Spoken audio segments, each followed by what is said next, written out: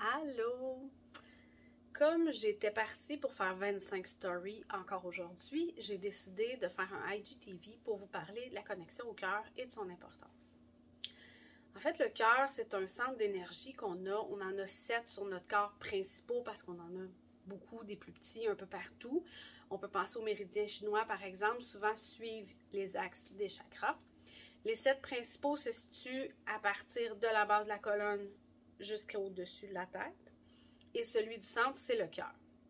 Donc, on comprend qu'il est au milieu de ça.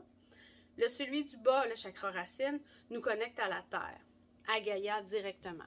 Donc, c'est là qu'on vient s'enraciner, ressentir l'énergie, comme je vous ai déjà fait une vidéo.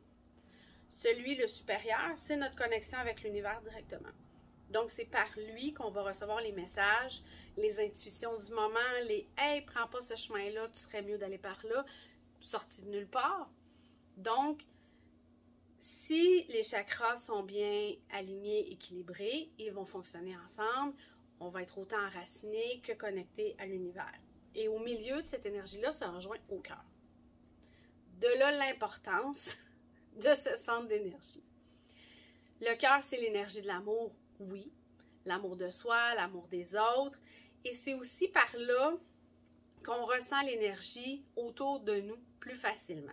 Donc, quand on rentre dans une pièce, parfois on a des connexions rapides avec des gens qu'on ne connaît pas, on a quelque chose qui nous accroche, ça vient du cœur. C'est vraiment par là. Fait que c'est un centre d'énergie.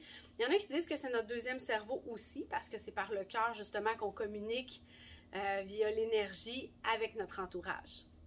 Donc, il ne faut pas le négliger. C'est vraiment, vraiment important. Puis comme de nos jours, on est beaucoup dans le go, go, go, faire, il faut aller travailler, il faut se dépêcher, les enfants garderie, le sport, les devoirs, name it, on a des to-do list à n'en plus finir. On néglige le « je suis », j'ai besoin de mes émotions, mon énergie. Donc, il faut apprendre à se ramener et à se reconnecter à ce centre d'énergie-là.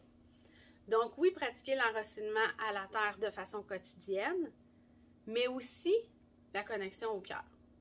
Une façon très, très simple, c'est encore une fois avec la respiration. On va fermer les yeux, on va prendre 3 grandes respirations, puis là, on va se centrer ici. Vous vous imaginez respirer par votre cœur. Vous imaginez se gonfler, se détendre lorsque vous expirez. Et là, vous lui demandez qu'est-ce qu'il ressent.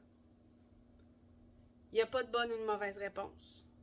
Vous pouvez sentir une lourdeur, vous pouvez sentir une fatigue, vous pouvez sentir une joie immense, un bonheur incommensurable. Mais prenez le temps de savoir ce que vous sentez. Et une fois que vous avez identifié l'émotion, ou peut-être pas nécessairement mis un nom, mais le feeling qui se cache là, permettez-lui d'être. Donc, lorsqu'on fait cet exercice-là, c'est important d'avoir du temps. C'est important de le faire dans un endroit où on ne sera pas nécessairement dérangé. Ça peut être sous la douche. En prenant la douche, on respire pendant que le masque fait effet, puis on se détend doucement. Ah, il me semble que j'ai une boule aujourd'hui. Il me semble que je ne vais pas bien. Prenez le temps de la vivre. Laissez-la être, cette boule-là. Elle a besoin de sortir. C'est une énergie, quelque chose, il peut s'être passé de quoi dans votre journée, vous n'y avez pas porté attention sur le coup, mais ça vous a atteint. Fait que laissez-lui le temps de s'exprimer. Moi, j'aime beaucoup m'asseoir seule quelques minutes, j'allume une bougie, je sors mon journal, et c'est à ce moment-là que je vais prendre le temps de respirer, que je vais prendre le temps de me centrer, que je vais me demander si je vais bien ou pas, que je vais me demander quel sentiment m'habite, et que je vais lui permettre d'être. Des fois, je vais pleurer même. Mais j'en ai besoin, il faut que ça sorte cette énergie-là.